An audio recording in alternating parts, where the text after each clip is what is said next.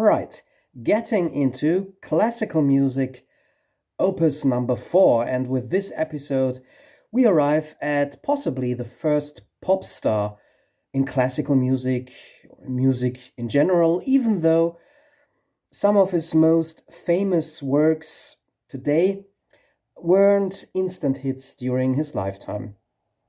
I'm, of course, talking about Mozart.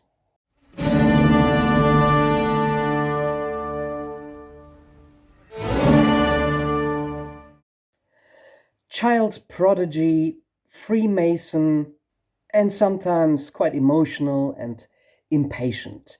Mozart's life has been discussed and written about hundreds of times, and still there are a lot of open questions and riddles in his biography.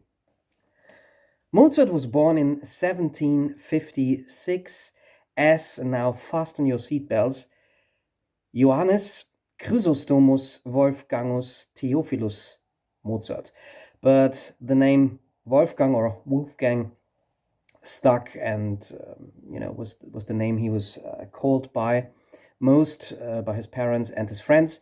He was the seventh child of the family, though most of his siblings did not survive the early childhood. Mozart's father Leopold was a composer and musician with at least a local level of fame, and he taught Mozart and his sister at a very early age how to play the piano.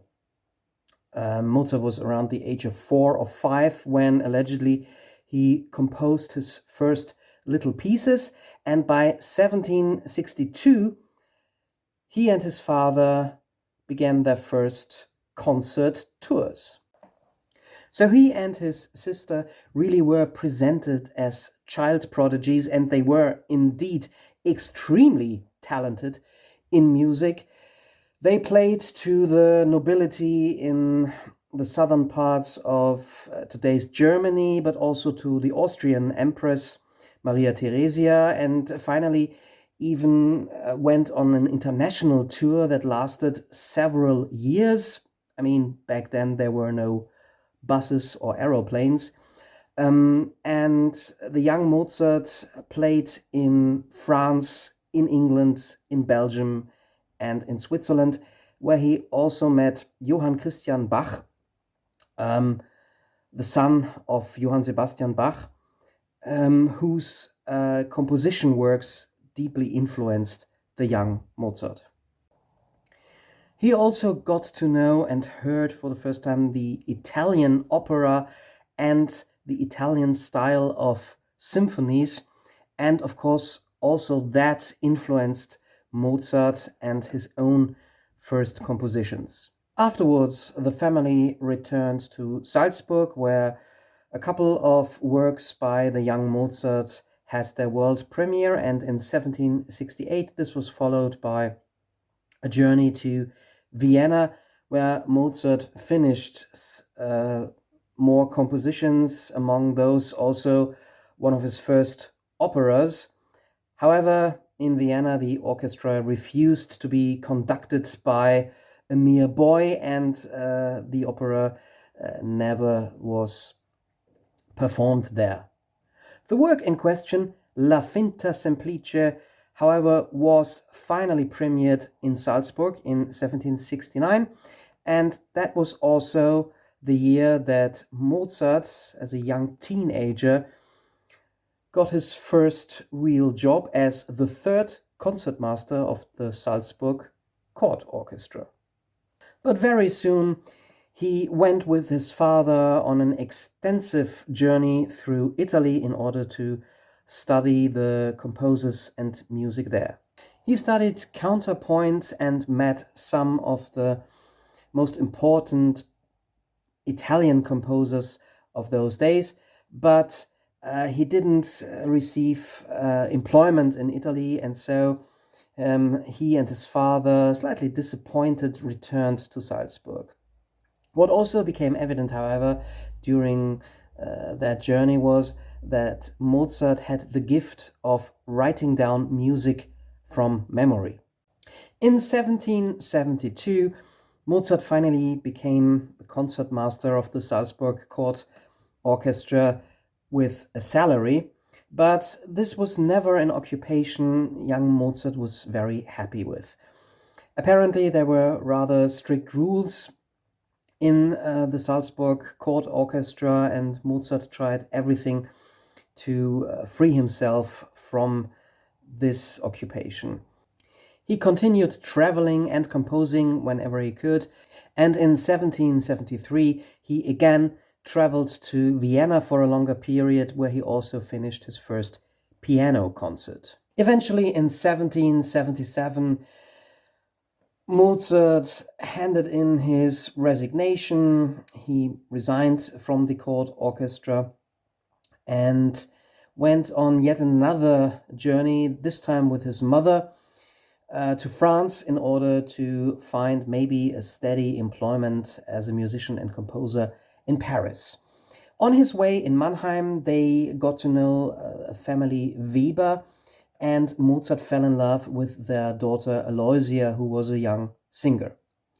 Also, during this journey, when they already were in France, Mozart's mother died after a short illness. At first, Mozart didn't even dare to tell his father the truth. He simply wrote to him that the mother was a bit sick and asked a friend to actually break the sad news to his father, who then immediately insisted on Mozart coming back to Salzburg.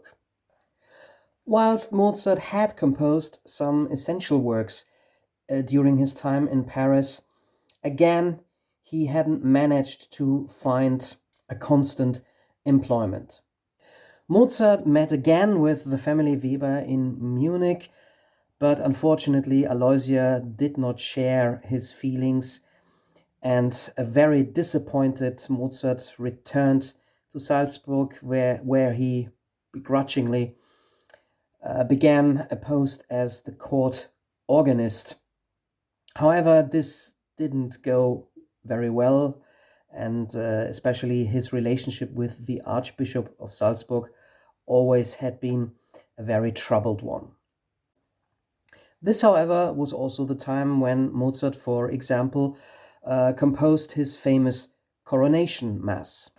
Then in 1780, Mozart was commissioned by the Elector of Bavaria to write or compose an opera for the carnival season. This would become his opera Idomeneo, and it was a welcome opportunity for Mozart to leave Salzburg and the Archbishop for an extended stay in Bavaria to compose the opera. However, after Mozart really had tested and tried the patience of the Archbishop, he was eventually ordered by the Archbishop to accompany him to Vienna. This happened in 1781. The Archbishop wanted to, among other things, visit his father, and of course took quite a large entourage with him. But Wolfgang Amadeus grew more and more unhappy with his employment in the services of the Archbishop, and also the tensions between him and the Archbishop became worse during this stay in Vienna. Mozart used the opportunity in Vienna to find new employment, or at least new commissions. But one of his biggest disappointments was that he had to play for the Archbishop the same night that he actually had been invited to play another concert where, as it later turned out, also the new emperor, Joseph II, would have been present. This probably also fueled the tensions between Mozart and the Archbishop. The situation eventually escalated, and at least according to letters from Mozart to his father, the Archbishop and he called each other names, and Mozart then stormed out of the room, declaring that he resigned. A lot of Mozart's letters, by the way, are quite strong stuff.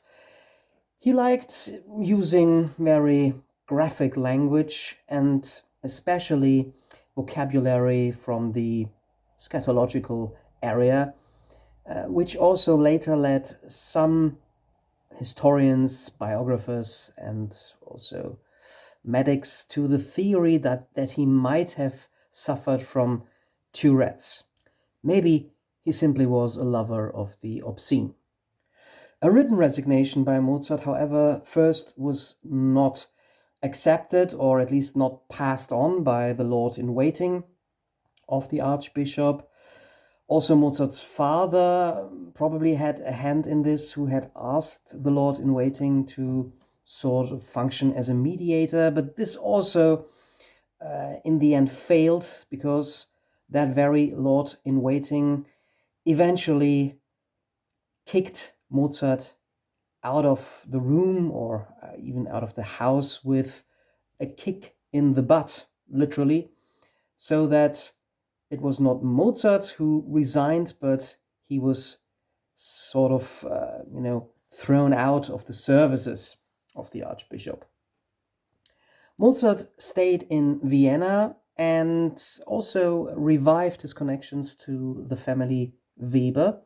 The Webers, meanwhile, had moved to Vienna and offered Mozart to live with them, which had a bit of a scandalous flavor to it, because the mother, Cecilia Weber, in the meantime, had lost her husband, so she was living in Vienna with her daughters alone.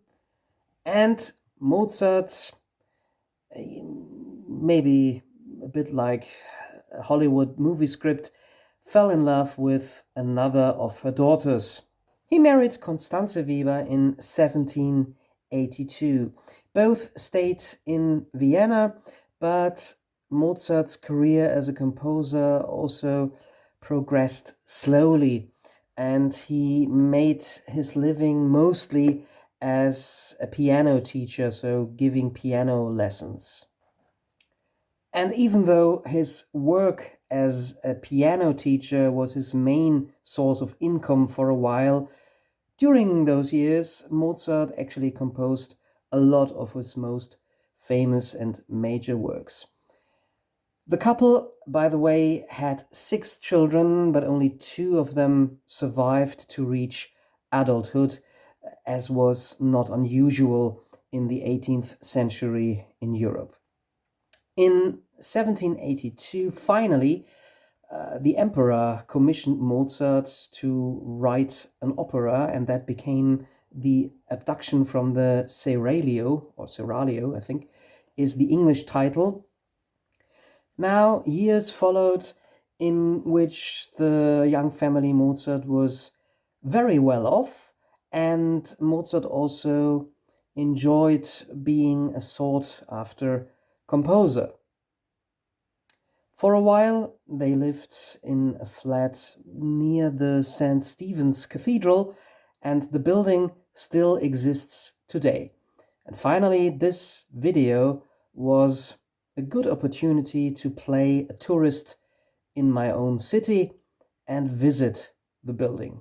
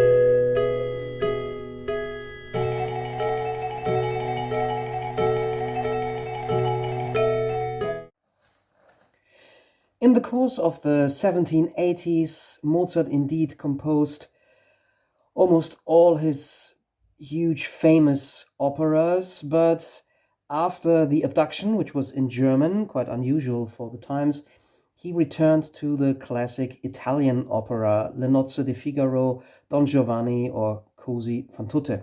Not all of those were immediately big hits with the audience, however.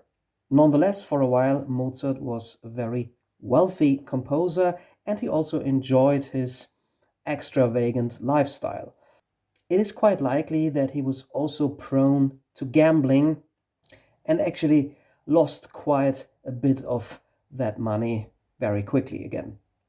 Apart from operas, Mozart's major works of those years are, among others, the string quartets that he devoted to Joseph Haydn, who not only was a big supporter of Mozart, but also had become a friend, and several famous symphonies, the Jupiter Symphony, the Little Night Music, or the Prague Symphony.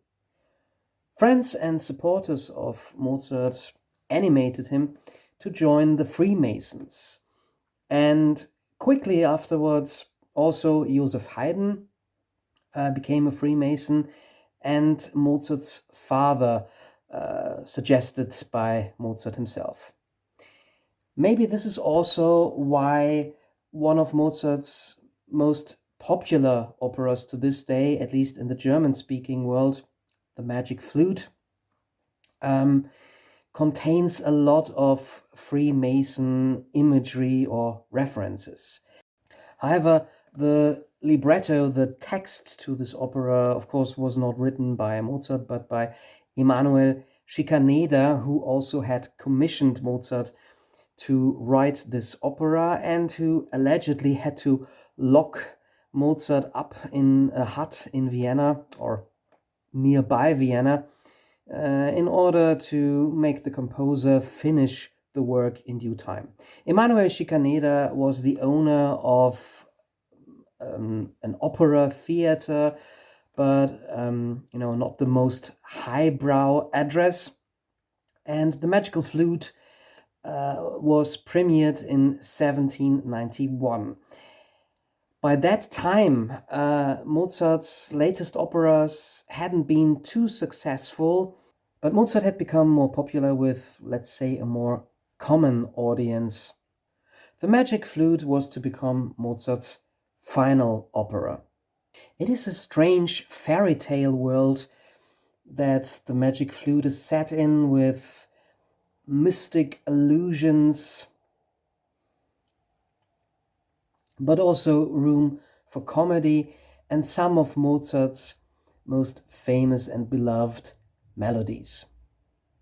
However, this didn't help the financial crisis of the family Mozart. Even operas like Le Nozze di Figaro, which are known around the world nowadays, first didn't meet with a lot of success among the Viennese audiences. And in his later years, Mozart tried to find, other theaters, other cities where he could revive his success, but this didn't really work out, except for maybe some performances in Prague. The Magic Flute was another success for him, but was regarded as a rather lowbrow entertainment.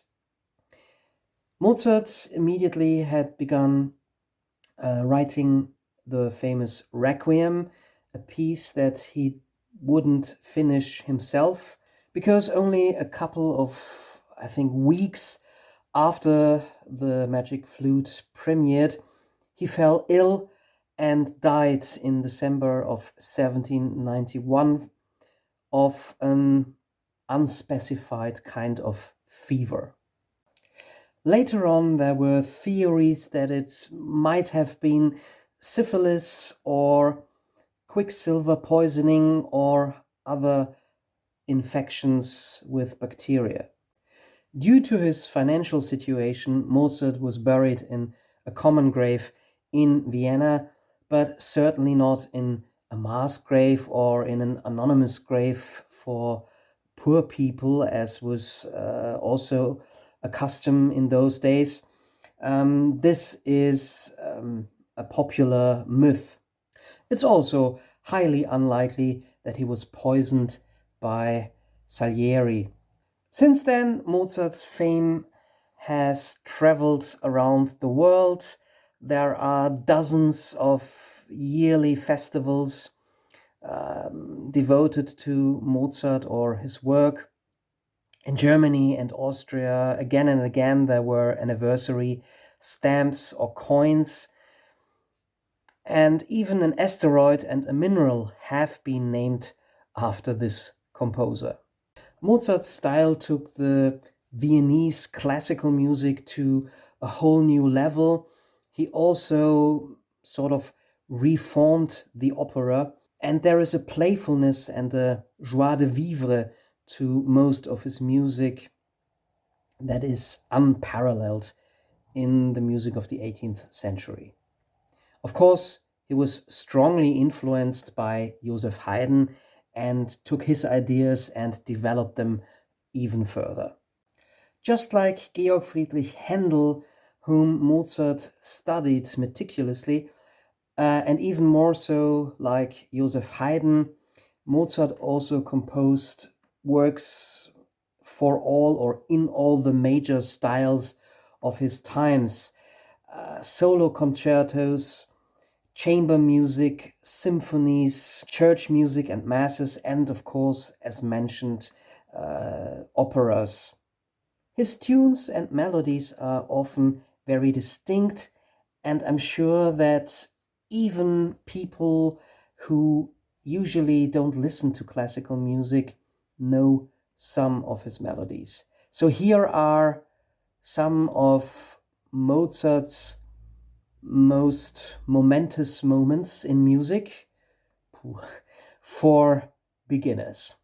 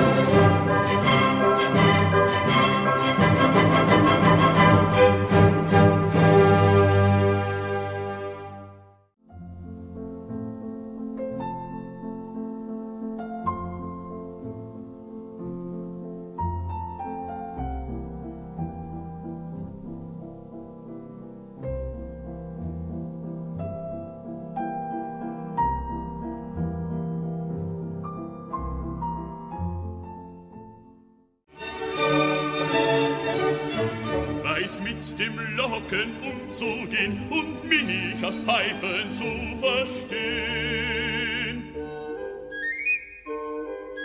Drum kann ich froh und lustig sein, denn alle Vögel sind ja mein.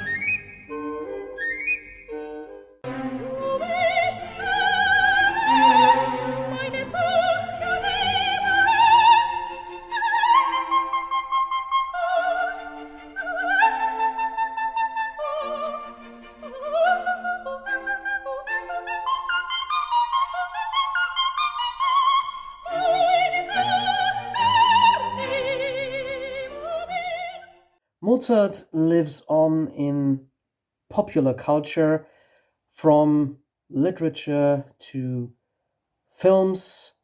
The most famous one, probably Milos Forman's Amadeus, based on a theater play by Peter Shaffer, the film which fueled the theory of Antonio Salieri being that big rival of Mozart and who maybe even poisoned him, which is highly unlikely. And Mozart has become a kind of pop icon himself. He not only is the face of famous Austrian chocolate balls, something that every tourist who comes to either Salzburg or Vienna needs to bring back home. He has also become the issue of the only Austrian number one hit in the USA, Falco's Amadeus. Er war populär, er war so exaltiert, Kaiser hatte Flair, er war ein Virtuose, war ein Rockidol und alles rief, wer kann mit Rock me Amadeus, du mit.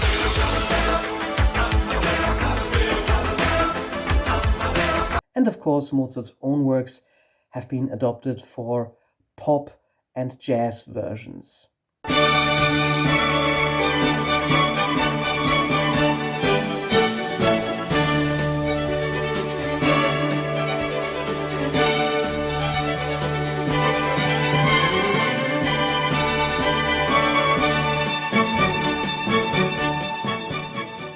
But it's always best to return to the original or genuine article itself. Hopefully you've enjoyed this episode of Getting into Classical Music. Maybe you are already an expert in Mozart, so let me know your favorite Mozart pieces.